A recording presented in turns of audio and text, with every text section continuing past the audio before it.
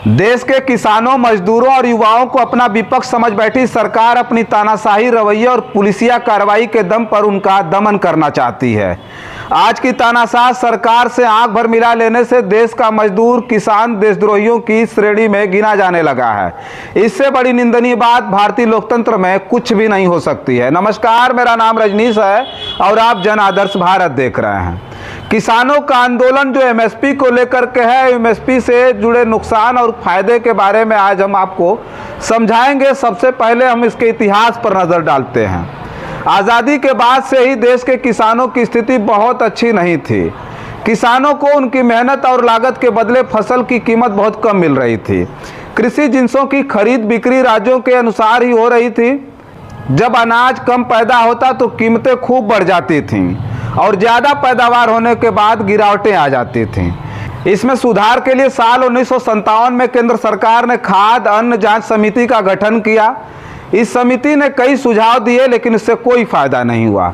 तब सरकार ने अनाजों की कीमत तय करने के बारे में सोचा। इसके लिए 1964 में तत्कालीन प्रधानमंत्री लाल बहादुर शास्त्री ने अपने सचिव लक्ष्मीकांत झा के नेतृत्व में खाद्य और कृषि मंत्रालय, अब ये दोनों मंत्रालय अलग अलग काम करते हैं, ने खाद्य अनाज मूल्य समिति का गठन किया। प्रधानमंत्री लाल बहादुर शास्त्री का मत था कि किसानों को उनकी उपज के बदले कम से कम इतने पैसे मिलें कि उनका नुकसान ना हो। तब देश के कृषि मंत्री थे चिदंबरम सुब्रमण्यम। खाद्य अनाज मूल्य समिति में एल.के. झा के साथ टी.पी. सिंह सदस्य योजना आयोग, बी.एन. आधारकर आर्थिक मामलों के अतिरिक्त सचिव वित्त मंत्रालय, एम.एल. दंतवाला आर्थिक कार्य विभाग और एस.सी. चौधरी आर्थिक और सांख्यिकी सलाहकार खाद्य और कृषि मंत्रालय भी शामिल थे। Doctor BB. धूपिया उप आर्थिक और सांख्यिकी सलाहकार खाद्य और कृषि मंत्रालय को इस कमेटी का सचिव नियुक्त किया गया। कमेटी ने 24 दिसंबर 1964 को अपनी रिपोर्ट सरकार को सौंप दी। प्रधानमंत्री लाल बहादुर शास्त्री ने 24 दिसंबर 1964 को इस पर मोहर लगा दी।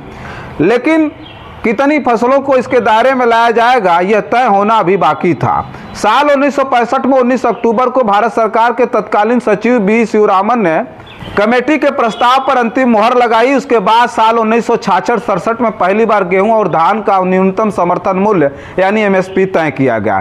कीमत तय करने के लिए केंद्र सरकार ने कृषि मूल्य आयोग का गठन किया, जिसका नाम 1985 में बदलकर कृषि लागत और मूल्य आयोग यानी CACP हो गया।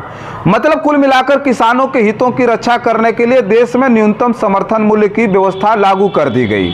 अगर कभी फसलों की कीमत बाजार के हिसाब से गिर भी जाती है, तब भी केंद्र सरकार तय न्यूनतम समर्थन मूल्य पर ही किसानों से फसल खरीदती है, ताकि किसानों को नुकसान से बचाया जा सके।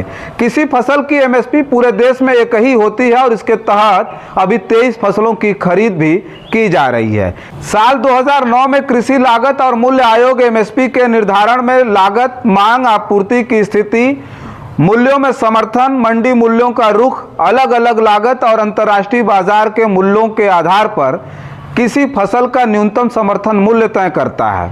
कृषि मंत्रालय यह भी कहता है कि खेती के उत्पादन लागत के निर्धारण में नकदी खर्च ही नहीं बल्कि खेत और परिवार के श्रम का खर्च बाजार के अनुसार भी शामिल होता है। मतलब खेतीहर मजदूरी दर की लागत का ख्याल भी एमएसपी तय करते समय रखा जाता है। एमएसपी का आकलन करने के लिए CACP खेती की लागत को 3 भागों में बांटता है, A2 प्लस FL और C2। A2 में फसल उत्पादन के लिए किसानों द्वारा किए गए सभी तरह के नकदी खर्च जैसे बीज, खाद, ईंधन और सिंचाई आदि की लागत शामिल होती है। जबकि A2 प्लस FL में नकद खर्च के साथ पारिवारिक श्रम यानी फसल उत्पादन लागत में किसान परिवार का अनुमानित मेहनताना भी जोड़ा जाता है। वही C2 में खेती के व्यवसायिक मॉडल को अपनाया जाता है। इसमें कुल नकद लागत और किसान के पारिवारिक परिश्रमिक के अलावा खेत की जमीन का किराया और कुल कृषि पूंजी पर लगने वाला ब्याज भी शामिल किया जाता है। फरवरी 2018 में केंद्र सरकार की ओर से बजट पेश करते हुए तत्कालीन वित्त मंत्री अरुण जेटली ने कहा था कि अब किसानों को उनकी फसल का जो दाम मिलेगा वह उनकी लागत का कम से कम 1.5 गुना ज़्यादा होगा। CACP की रिपोर्ट देखेंगे तो पता चलेगा कि अभी फसल की लागत पर जो एमएसपी तय की जा रही है वह A2 प्लस FL है। वर्ष 2004 में प्रोफेसर स्वामीनाथन की अगुवाई में राष्ट्रीय किसान आयोग के नाम से जो कमेटी बनी थी, उसने अक्टूबर 2006 में अपनी रिपोर्ट सरकार को सौंपी थी। रिपोर्ट में किसानों को C2 लागत पर किसान की कीमत देने की वकालत की थी, जबकि ऐसा हो नहीं रहा। भले ही इस नीति को किसानों को फायदे के लिए लागू किया गया हो, लेकिन इससे किसानों को फायदा हो रहा है कि नहीं, यह जानना भी बहुत ज़रूरी है, जिसको लेकर के देश में किसानों की बहुत बड़ी पीड़ा है, जिसे उबरने के लिए आज किसान संघर्ष कर रहा है और सड़कों पर है। वहीं अगर हम युवा की बात करें तो युवा किसी भी देश में जनसंख्या का सबसे महत्वपूर्ण और प्रगतिशील वर्ग है। इसका कारण यह है कि किसी भी राष्ट्र का विकास भावी पीढ़ी में निहित है। हम निसंदेह कह सकते हैं कि आज का युवा कल के नवप्रवर्तक, निर्माता और नेता है, किंतु वो आज निराश है। वह क्या करे? पहले शिक्षा के लिए संघर्ष किया, फिर रोजगार के लिए संघर्ष कर रहा है। हमारी सरकारी नीतियां इतनी लचर क्यों हैं? नेताओं के पास इस देश में युवाओं के लिए कोई विजन नहीं है क्या? ये बहुत बड़ा सवाल है। वर्तमान नीतिगत उपायों और कृत्रिम बौद्धिकता यानी आर्टिफिशियल इंटेलिजेंस को संरक्षण देने के कारण यह आशंका प्रबल है कि जिस अनुपात में बेरोजगारी है, उस तुलना में नए रोजगारों का सृजन केंद्र या राज्य सरकारों के बस की बात ही नहीं रह गई है। निजी क्षेत्र में भी यही हाल है। एक सर्वे के अनुसार खोई हुई सभी नौकरियों में से 35% वापस नहीं आएंगी। कोविड के बाद काम का तौर तरीका तो बदलने ही जा रहा है। कंपनियां ज्यादा से ज्यादा काम अब टेम्परेरी स्टाफ से करवाएगी। पक्की नौकरियां कम से कम होती जा रही हैं। माता पिता की जीवन की सारी पूंजी बच्चों को शिक्षित करने में खर्च हो जाती है। मध्यम वर्ग का युवा अनेक परेशानियों में घिरा है।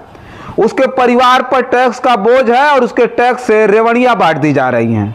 आज के युवा व्यवस्था, अनुशासन एवं पारदर्शिता को पसंद करते हैं और वे न केवल उसका पालन करते हैं, बल्कि यदि सिस्टम ढंग से काम न करे तो सवाल भी करते हैं। शिक्षित बेरोजगार युवाओं की तुलना में उनकी योग्यता के अनुसार रोजगार उपलब्ध नहीं हो पाना आज की एक बहुत बड़ी समस्या बन चुकी है।